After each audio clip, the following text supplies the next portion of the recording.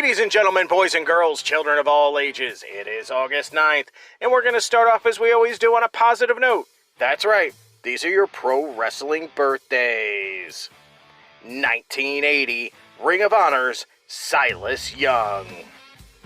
1991, Little Miss Bliss herself, Alexa Bliss. Of course, on the flip side of that coin, your pro wrestling deaths for August 9th. 1988, Iron Mike Sharp. All right, enough of the sad stuff. It's time to get to your meat and potatoes. That's right, these are your pro wrestling history highlights for August 9th. A short trip in the Wayback Machine today as we start in 1980. The WWF held their Showdown at Shea event at Shea Stadium in Flushing, New York, drawing over 36,000 fans. With such notable matches as WWF Junior Heavyweight Champion Tsunami Fujinami defeating Chavo Guerrero Sr., WWF Martial Arts Champion Antonio Inoki defeating Larry Sharp via submission, Andre the Giant defeating Hulk Hogan, Tony Atlas defeating Intercontinental Champion Ken Patera via countout, Bob Backlund and Pedro Morales defeating the Samoans Afa and Sika to win the WWF World Tag Team titles. However, Backlund was already WWF World Heavyweight Champion, so he and Morales were forced to vacate the belts. And of course, in the main event, Bruno Sammartino defeating Larry Zbyszko in a steel cage match.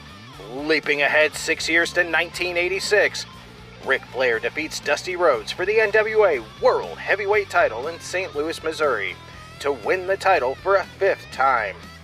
Flair pinned Rhodes when Rhodes passed out from pain due to the figure 4 leg lock, as the Four Horsemen had attacked Rhodes' leg the previous night. Fast forwarding 11 years and making 2 stops in 1997. One of the most famous matches in ECW history, the Born to be Wired barbed wire match between ECW World Champion Terry Funk and Sabu, took place at the ECW Arena in Philadelphia, Pennsylvania. Actually, this was not the original main event for the show. The original card was to see a 6-man tag team match headlined, but due to injuries and change of plans, the barbed wire match was announced 2 weeks before the show took place. This brutal, bloody match actually ended early, as Funk and Sabu both became entangled in the barbed wire that Sabu pinned Funk rather than trying to separate and attempt more spots. The two men had to be literally cut out of the barbed wire after the match. Sabu, who had sliced his bicep open by the barbed wire, won the ECW World title, only to lose it a week later at Hardcore Heaven, ECW's second pay-per-view. Our second stop in 1997, WCW held their Road Wild pay-per-view event at Sturgis, South Dakota at the Sturgis Motorcycle Rally, with a main event of Hulk Hogan defeating Lex Luger to win the WCW World Heavyweight title when a fake Sting ran in and hit Luger with a baseball bat. And last but not least, 1999, on an episode of Raw is War, Chris Jericho makes his long-awaited WWF debut. Those were your short but sweet pro wrestling history highlights for August 9th.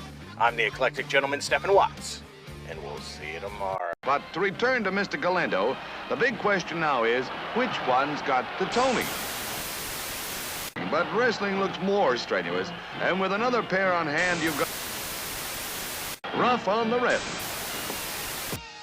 For the fans, by the fans, WFIA, the legendary wrestling fan organization that started back in 1967, is back, more interactive and better than ever. Whether you're a fan, wrestler, or promoter, join WFIA, Wrestling Fans International Association, and see what WFIA can do for you at thewfia.org. For the love of the art, the business, and the community, thewfia.org.